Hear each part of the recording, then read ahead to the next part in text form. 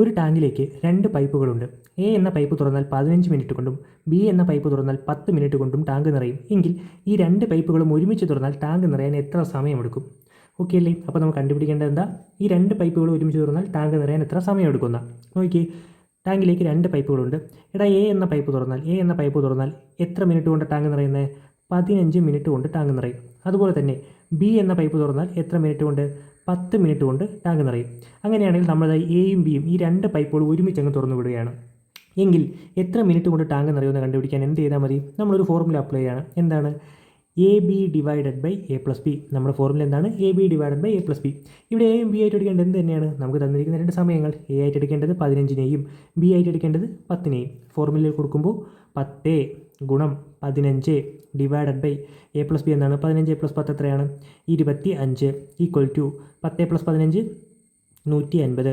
150 divided by 25. 150 divided by 25 എത്രയാണ്? നമുക്ക് വെട്ടാമല്ലോ.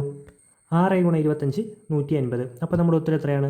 6 minute. Option C.